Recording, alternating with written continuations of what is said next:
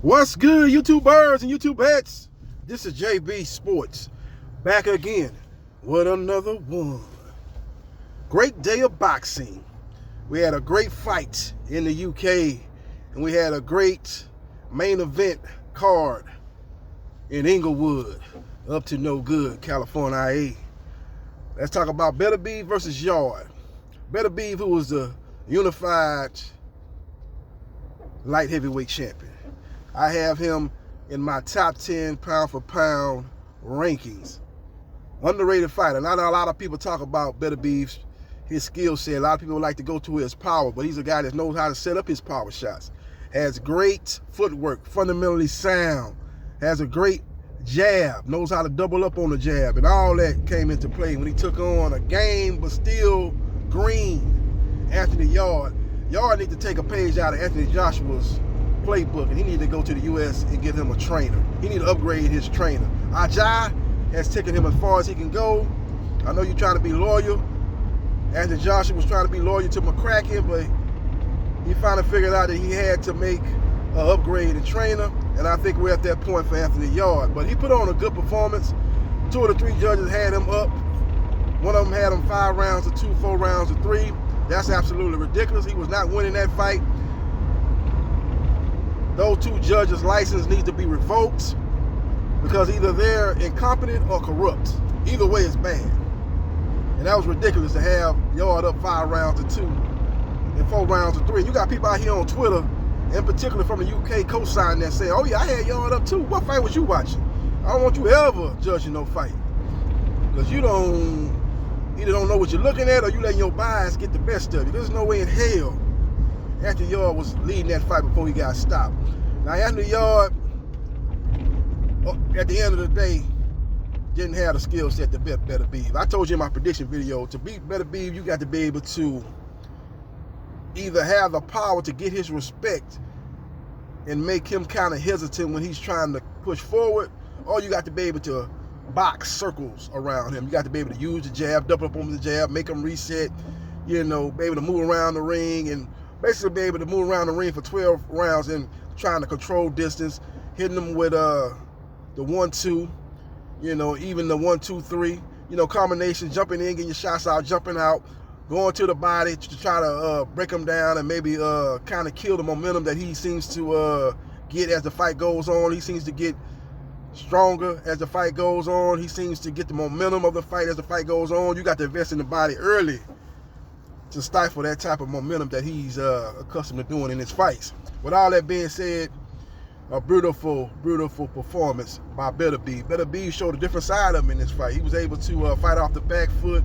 He was able to, get on the outside and basically make Yarde come to him at times. He was able to counter Yarde. Did a good job of countering Yarde jab. Yarde jab was very lazy. It was very hesitant, but I think he was worried about getting countered. He was so wary of Beterbiev's power. A lot of those times when he shot that jab out, he was basically, it wasn't no effective jab at all, man. He was actually short-arming a lot of those jabs, man. He wasn't even fully shooting that jab out because he was worried about the counter. And Beterbiev was able to get him up on the ropes, go to the body. He ultimately broke him down with a beautiful shot when Yarde tried to throw an uppercut from too far of a distance. He was able to counter him, dropped him, he got back up, and he was on shaky legs. The referee, give him credit, knowing this is a championship fight, give him another chance to try to come back. But a couple of more unanswered points just by Beterbiev. The referee jumped in and waved it off, and it was a good stoppage by the referee. Bad job by the judges, but good job by the referee. As Beterbiev showed a different side. That's why I want to see the Beterbiev-Bivol fight, because Bivol showed that, hey, I ain't just no guy that's going to be standing on the outside, shooting a jab and catching you with the right hand and control the distance. I can walk to you. That's what he did in his last fight. In his last fight, when he fought over there in Saudi Arabia, he walked toward the bigger opponent, the bigger fighter. So he showed that, look here, I can fight on the back foot and I can come forward and bring smart pressure too. And Beterbiev was the exact opposite. I ain't just no come forward pressure fighter. I can fight off the back foot, I can box, I can stay behind the jab, and I can counter you, and I can make you come to me, and I can basically catch you trying to be aggressive and and counter your aggressiveness with timing and great counter punching. He was able to do that. So it's going to be a great fight if these two guys ever get in the ring. Now, from what I'm hearing, Beterbiev next fight's going to be against Callum Smith. Callum Smith is promoted by Matchroom Boxing, which is run by Eddie Hearn. And Beterbiev is promoted by Top Rank Boxing, which is run by Bob Arum. So I don't see those two promoters coming to agreement. So it's going to come to a purse bid. But what I do know is that fight's going to be in the UK. It's just going to be either going to be promoted by Eddie Hearn or it's going to be promoted by Bob Arum. It's going to go to a purse bid. Top Rank Boxing will get Frank Warren to put money on the fight when it goes to purse bid, and they'll be looking to put up a big amount of money to get that fight, get control of that fight. Cause it's going to be in the UK. They're going to be looking to get control of that fight because I know one thing, Bob Arum wasn't happy when Eddie Hearn promoted the fight between Teofimo Lopez and George Kambosos. He was really upset with Eddie Hearn about that. Said Eddie Hearn had no business promoting that fight. He has no alliances with either fighter, but he does have alliances with Callum Smith. But I know that for a fact that Top Rank Boxing will want to be the lead promoter for that fight. So that's the only question about that fight is who's going to be the lead promoter? Will Eddie Hearn outbid Bob Arum, or will Bob Arum outbid Eddie Hearn? But the fight is definitely going to be in the UK, so we're not going to get Beterbiev versus Bivol next. We're going to get Beterbiev versus Callum Smith next in the UK. Beterbiev, from what I'm hearing, is going to be taking on Biarsi.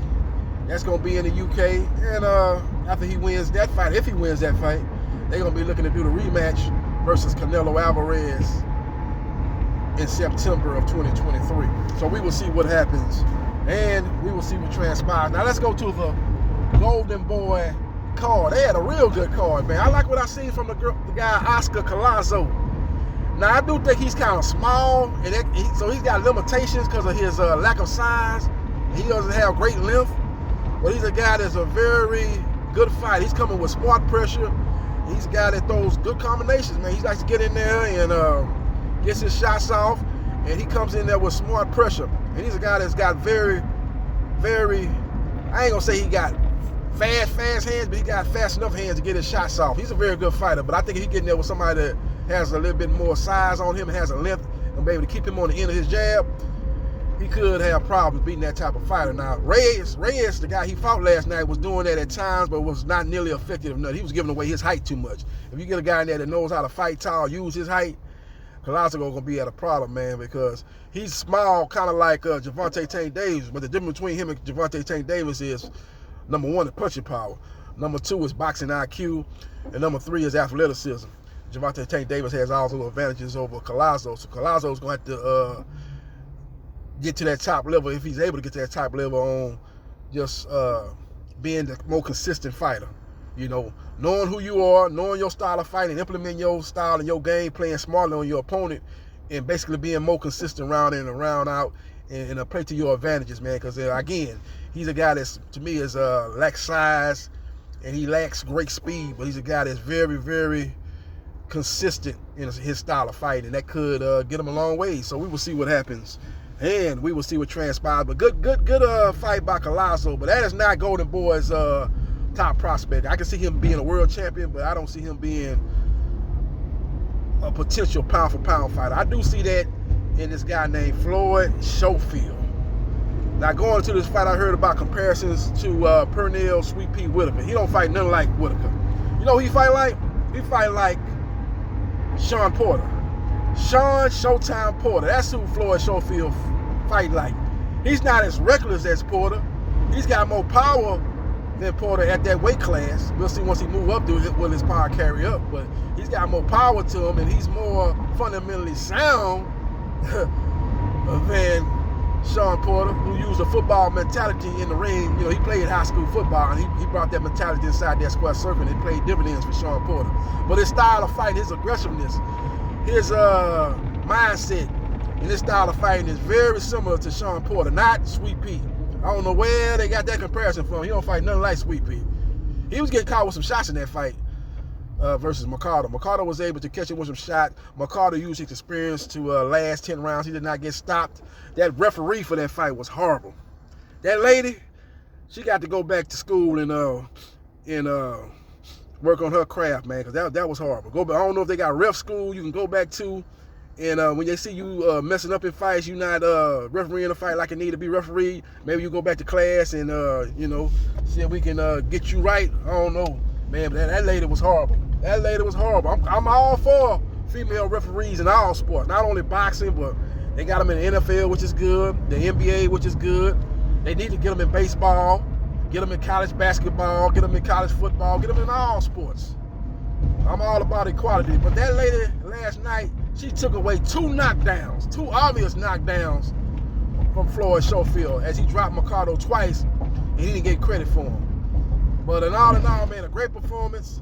I thought he was a little bit too aggressive. He was looking for a big knockout win. He was looking for a big victory, being the co-main event. That probably was the first time he been a co-main event for a card, and he's looking to be the main event in his next fight. So he's trying to put on a spectacular performance and get a highlight reel knockout. He wasn't able to get that, but he showed why he's one of the top young prospects in boxing. I like Schofield, man. I think he's going to be a great, great fighter if he stays focused, continues to improve on his craft, gets the right trainer. I believe he does have the right trainer. I see he had Ronnie Shields in there, but Ronnie Shields not even the head trainer. Ronnie Shields is the second trainer. He's a assistant trainer. So he does have I don't know about the guy that he has as his head trainer. That's probably the guy that he came up with when he was in the amateurs. So he's trying to stay loyal to him, and he even brought Ronnie Shields in there to bring his expertise in there. But I like what I see from Schofield, man. He's a good fighter, real good fighter. Explosive, athletic, throws explosive combinations, knows how to get from point A to point B, very athletic. Only thing he needs to work on is cutting the ring off. He did not cut the ring off well at all. He let Mercado escape out the side door way too many times. And that's why that's one of the reasons why he was able to last for 10 rounds. So we will see what happens. And we will see what transpires. Now let's go to the fight involving Alexis Rocha in his fight versus Ghana's own Ashi, as I butcher his name. Great performance by Rocha. Rocha was getting touched in that fight, man, but he took control of that fight early on. He had the Ghana fighter fighting off the ropes. The Ghana fighter didn't even try to get off the ropes. He felt comfortable trying to counter him off the ropes, man. But I was looking at him like, man, you need to get off them ropes. You stand at the ropes at times. You didn't hit him with some shots to kind of stop his aggressiveness. Not go try to push him toward the middle of the ring, get this fight in the middle of the ring. But he seemed to stay in that corner, man. And eventually he ended up getting stopped. It was a good fight, though. That's an exciting fight, man. They was going blow for blow, toe for toe. They were going toe to toe, blow for blow. It was a good fight, good fight. He caught him with that hook, man, and it was a punch that he didn't see, and he was out, man. He was out before he hit the canvas, man. He was out on his feet, man. He got caught. He fell in a bad way. The referee didn't even bother to count, and he waved the fight out, man. But again, Rocha took control of that fight early on, and he was able to back him up. He was landing some big-time shots on him. And I'm thinking, man, okay, it's just a matter of time before he get this guy up out of there. But give Cece a lot of credit because he fought with a lot of heart, man. He started fighting back, and he started hitting Rocha up with some good shots. He was getting touched. He was getting touched a lot, man, but he showed a lot of heart. He was firing back to it. He was landing some good shots on Rocha. And I think he stunned Rocha a couple of times. And he can't take them type of shots for Terence Crawford. Now, Rocha called out Crawford after the fight. I told you guys a couple of months ago that this would be the next opponent for Terence Crawford. When the negotiations broke down between Crawford and Spence, I say Crawford is going to fight Rocha next. Rocha is the highest ranked available fighter in the WBO. Just go down the rankings. He ain't fighting Ortiz. Ortiz going the WBA route. He ain't fighting Ennis. Ennis going the IBF route. He got some other PBC fighters right there that he ain't fighting. So you knew that the best available fighter is Alexis Rocha. He's with Golden Boy. That'll give Terence Crawford a platform to fight on because he has no network behind him. And I know everybody has seen the picture of Terence Crawford meeting up with Oscar De La Hoya and Bernard Hopkins at Golden Boy Promotions headquarters. And they're discussing a multi-fight deal, which they hope will ultimately lead to Virgil Ortiz Jr. All that propaganda talking about we want to put him in a position to fight Errol Spence Jr., that fight's not happening. Golden Boy Promotions know that fight ain't happening, but they trying to say what they think the boxing public want to hear.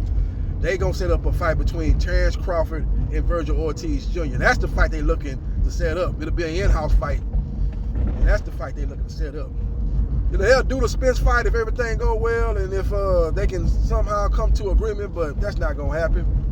Now they've already pretty much got the deal done between Tank Davis and Ryan Garcia, so that's PBC and Golden Boy working together. But this is a whole different scenario between Spence and Crawford. It's just too much bad blood. It's just too much backstabbing on the part of Crawford, leaving in the middle of the night of negotiations, basically leaving them high and dry. Didn't tell them what was going on.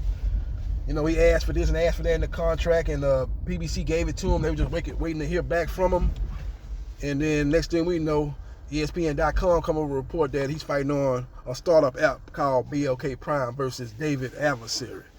So I don't think you can easily go back to those negotiations and get a deal done due to the failed negotiations that have transpired between those two parties. So we will see what happens, and we will see what transpires. But great day of boxing. Beterbiev showed why he's a top 10 pound-for-pound fighter. Rocha shows you that he's one of those lunch pail type of fighters. You know what you're going to get out of him. Kind of reminds me of Collazo in that regard, as far as he's going to fight his style of fight, and he's going to be consistent with him. It's nothing that's great about his style. He don't do anything great, but he does a lot of things very good, and he fights very consistent, round in and round out. So he's always going to be a hard out in the sport of boxing. I look for Terrence Crawford to take care of business, but I think Terrence Crawford's going to have to work for that fight. He definitely ain't going to be as easy as he did when he beat Adversary, as Adversary was able to land some shots early in that fight, but everybody knew it was just a matter of time before he stopped a limited fighter in Adversary. I think Rocha is better than Adversary. Rocha is more fresher than Adversary, and Rocha has a better chin than Adversary. So it's going to be a good fight, man. And once that fight is announced, I'll break that fight down in detail, but great day of boxing. And I'm about to get out of this video. Get ready to go ahead and watch some NFL Conference Championship games, as we got San Francisco at Philadelphia, and Kansas City is at home taking on Cincinnati in a rematch of last year's AFC Championship game. I like the 49ers and the Chiefs. I think experience pays the day. 49ers, that team been in a lot of big games, a lot of big playoff games on the road. I think that's going to pay dividends against an Eagle team that's just their first rodeo playing in a game of this magnitude. And I like Kansas City get the revenge over the Bengals, who I do believe have a better overall team, but I'm going with the best player in the NFL, Patrick Mahomes, not letting the team doing me in 2 years in a row at home with the Super Bowl on the line. So we will see what happens, and we will see what transpires. Follow me on Facebook, Gerard.Briscoe.3551. Like, share, and subscribe to JB Sports, the man, the myth, the legend. And I'll holler.